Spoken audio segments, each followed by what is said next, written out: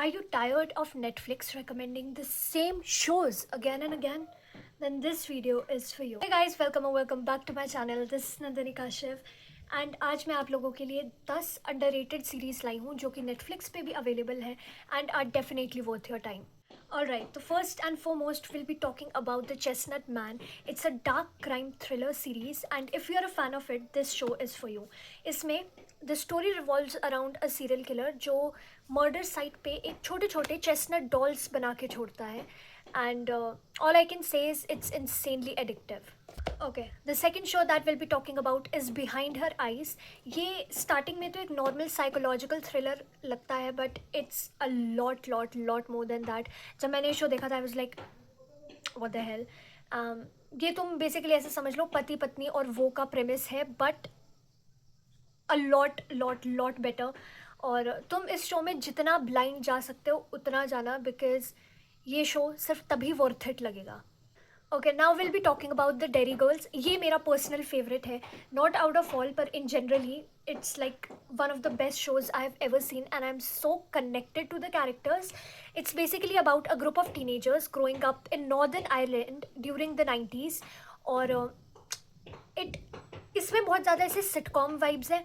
It's hilarious, wholesome and like truly one of the most lovable shows that I've ever watched.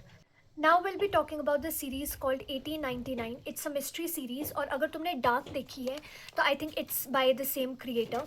ये story एक ऐसी ship को follow करती है जो कि अमेरिका जा रही होती है बट बीच समंदर में उन्हें एक ऐसी शिप मिलती है जो अपेरेंटली काफ़ी महीनों से गायब हो रखी थी and the story just keeps getting weirder and weirder from there. We'll be talking about Anxious People और ये basically एक book adaptation है. The story starts with a failed bank robbery that accidentally turns into a hostage situation and I know कि ये बहुत stressful sound कर रहा है but it is surprisingly very wholesome, funny and heartwarming. तो this is also a must watch और ये तुम as a palate cleanser भी देख सकते हो अगर तुम बहुत serious चीज़ें देख रहे हो तो you can just add it between them. Now will be talking about Outlander और ये सीरीज़ काफ़ी लंबी है to be honest. I think there are like 8 seasons तो इसके लिए तुम्हें थोड़ी सी कमिटमेंट चाहिए होगी but it's about a world war 2 nurse जो suddenly finds herself transported back to the 18th century Scotland and you can just say that there is enough drama to keep you hooked. Next up is black spot. इसका premise मैं तुम्हें basically बस यही बताना चाहती हूँ कि imagine a town surrounded by a creepy forest जहाँ से लोग गायब हो जाते हैं. Okay, next up we have is Sense8 and Sense8 is basically about 8 people from different parts of the world who suddenly become mentally connected.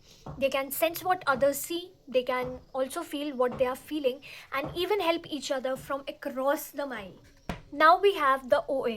It's about a young woman who returns home after being missing for years. But here's the weird part. जब वो गुम हुई थी तो she was blind but now that she is back she can see. और इसके आगे strange events and all सब हैपन होते हैं तो वो तुम्हें शो देख के ही पता चलेगा.